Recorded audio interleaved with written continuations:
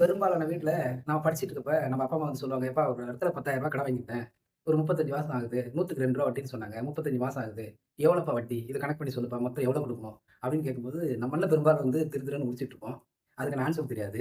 ஆனா படிச்சிருக்க மாட்டாங்க. டக்குன்னு கால்குலேட் பண்ணி ரூ. 7,000 வட்டி வருது. ரூ. 10,000 அசல் ஆகுது. மொத்தம் ரூ. 17,000 குடுக்கணும்ப்பா அப்படின்னு சொல்லிருவாங்க. இந்த வீடியோ நீங்க முழுசா பார்த்தீங்கன்னா, இந்த மாரி யாராவது உங்கள கேள்வி கேட்டா, ஈஸியா ஆன்சர் பண்ணிடலாம். ஒரு நிமிஷத்திலேயே அதற்கான பதில நீங்க ஈஸியா சொல்லிறலாம். தனி வட்டி. டைப் 1. டைப் 1ல ஆண்டு வட்டி வீதம். ஆண்டு வட்டி வீதம் குடுத்துருவாங்க. பிரின்சிபல் அசல் குடுத்துருவாங்க. அடுத்தது நம்பர் ஆஃப் இயர்ஸ். மாதமோ, இயரோ அத குடுத்துருவாங்க. அப்ப வருடம். அடுத்தது ஆர். ரேட் ஆஃப் இன்ட்ரெஸ்ட் வட்டி வீதம். வட்டி வீதம் குடுத்துருவாங்க. அப்ப தனி வட்டி கணக்கிடுங்க அப்படின்னு கேட்பாங்க. அப்ப தனி வட்டி அதற்கான ஃபார்முலா PNR டிவைடட் பை 100. இதுதான் தனி வட்டிக்கான ஃபார்முலா. மொத்த தொகை A அப்படின்ற சிம்பிளால குறிக்கிறோம். மொத்த தொகை A என்ற லெட்டரால குறிக்கிறோம். A equal to P plus SI. அதாவது அசல் பிளஸ் தனி வட்டி ரெண்டும் சேர்த்தா தான் மொத்த தொகை. ஸோ இந்த 2 ஃபார்முலாவும் ஞாபகம் வச்சுக்கோங்க. சரிங்களா? டைப் 1ல நம்ம என்ன பண்ண போறோம்?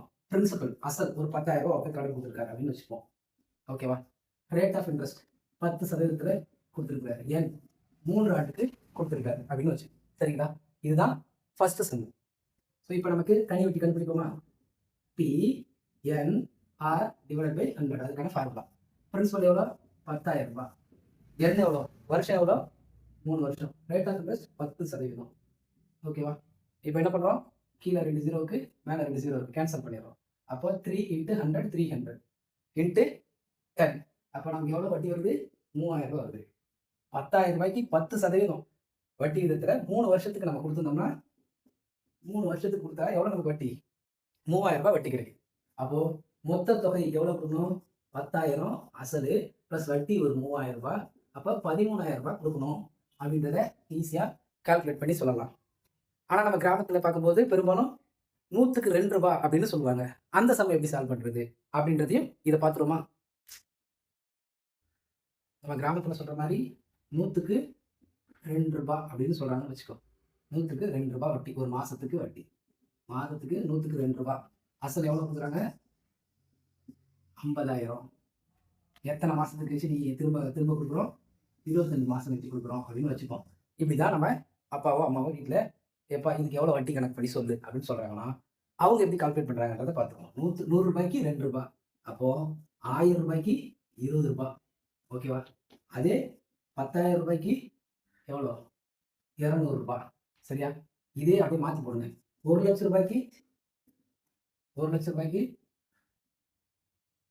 2,000. சரியா? அப்படியே ஜீரோ ஆட் பண்ணிக்கிட்டே வரும். 100க்கு ரூ.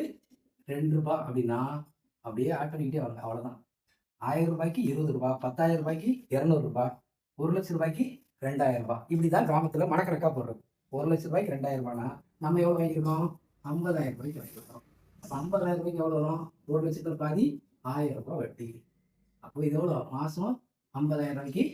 1,000 நீங்க வட்டி கொடுக்கணும். அப்ப எத்தனை மாசம்? 25 மாசம். அப்ப 25 × 1000. அப்ப 25,000 வரும். அசல் ஒரு 50,000. அப்ப மொத்தம் ரூ.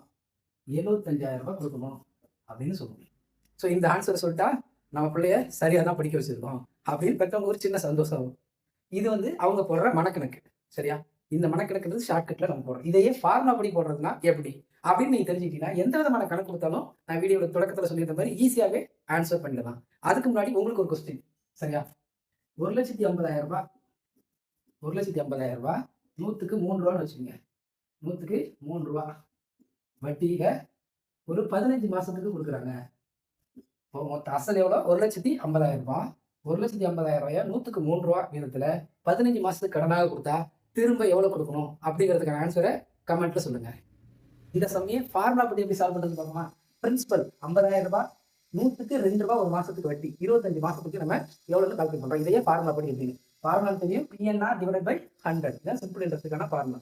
சரியா? இதையே மாதம் அப்படின்னு சொல்லிட்டாங்க.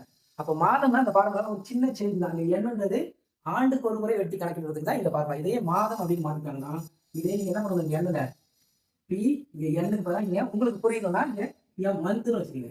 மந்த் PMR டிவைடட் பை 100 போடுறீங்க.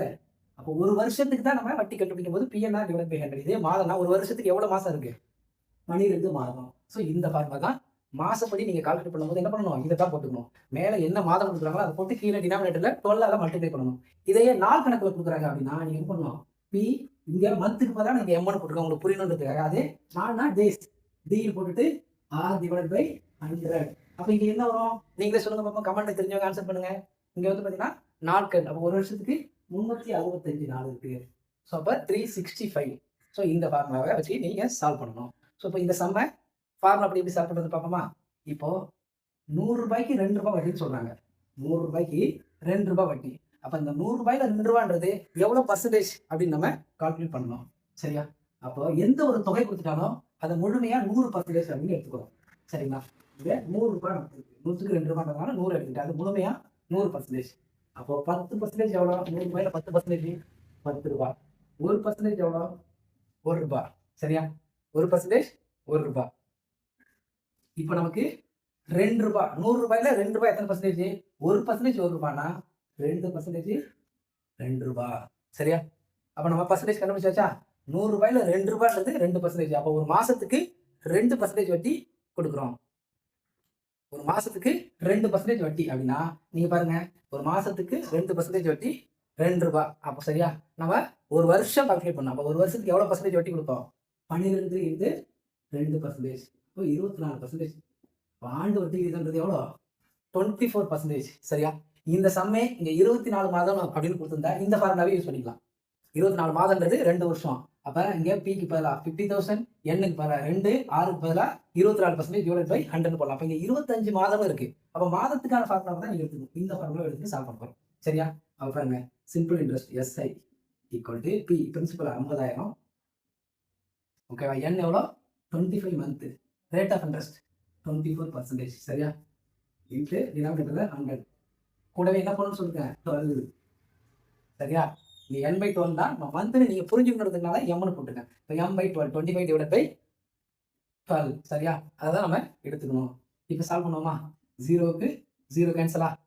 12 24 2 டைம்ஸ் வருமா? சரியா? 2 டைம்ஸ் இன்ட்டு 25 எவ்வளோ?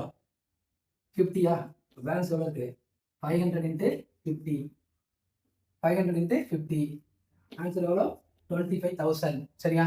அதே மாதிரி வட்டி கிடைச்சிச்சா? நம்ம மனக்கணக்கு போட்டோம்ல, மாசத்துக்கு 1000 ரூபாய் 2 ரூபாய். ஒரு மாசத்துக்கு 100க்கு 2 ரூபாய்னா நம்ம எவ்வளோ? 50,000க்கு 1000 ரூபாய் வட்டி. அப்போ 25 மாசத்துக்கு 25,000 ரூபாய். ஃபார்முலா அப்படி போட்டா ஈஸியா மனக்கணக்கில் போட்டுரும். அதையே மனக்கணக்கில் போடும்போது ஈஸியா போட்டா அதே ஃபார்முலா அப்படி போட்டாலும் அதே 25,000 தான் வருது. நீங்க ரெண்டுல எதை வேணாலும் ஃபாலோ பண்ணிக்கலாம். ஆனா எக்ஸாம்ல எப்படி கேள்வி கேட்கறாங்க? நமக்கு பெரும்பாலும் இந்த பேட்டர்ன் கேட்பாங்களான்னு தெரியாது. ஆண்டு வட்டி தான் 10%, 12%, 24%, 3 வருஷத்துக்கு 3.5 வருஷத்துக்கு அப்படின்னு கண்டுபிடிக்க சொல்லுவாங்க. அப்ப நமக்கு இந்த ஃபார்முலா அப்படி தெரிஞ்சு வச்சுக்கணும். இது வெளியில உங்களை யாரா கேள்வி கேட்டா ஆன்சர் பண்றதுக்கான வழியை தான் உங்களுக்கு நான் சொல்லி கொடுத்துருக்கேன். அப்போ 25,000 ரூபாய் வட்டி, அசல் எவ்வளோ? 50,000 ரூபாய். ரெண்டையும் சேர்த்தா 75,000 ரூபாய் கொடுக்கணும். இதுதான் ஃபார்முலா அப்படி போட்டு சால்வ் பண்றது. இப்போ உங்களுக்கு ஒரு கொஸ்டின். சரியா? இதே கொஸ்டினை உங்களுக்கு ஒரு கேள்வி. ஆன்சர் தெரிஞ்சவங்க கமெண்ட்ல பதிவு பண்ணுங்க. சரிங்களா? ஒரு 1 லட்சம் ரூபாய் 1 லட்சம் ரூபாய 4 வருஷத்துக்கு கடனா கொடுக்குறாரு. எவ்வளோ? 100க்கு 3 ரூபாய். மாசம் 3 ரூபாய் 100 ரூபாய்க்கு. சரிங்களா? 100க்கு 3 ரூபாய். ஆனால் 1 லட்சம் ரூபாய் கொடுக்குறாரு. 4 வருஷத்துக்கு எவ்வளோ அப்படின்றத ஆன்சர் தெரிஞ்சவங்க கமெண்ட்ல பதிவிடுங்க. இந்த வீடியோ உங்களுக்கு பிடிச்சிருக்கும், புரிஞ்சிருக்கும்னு நான் நம்புறேன். மீண்டும் அடுத்த வீடியோவில் சந்திப்போம்.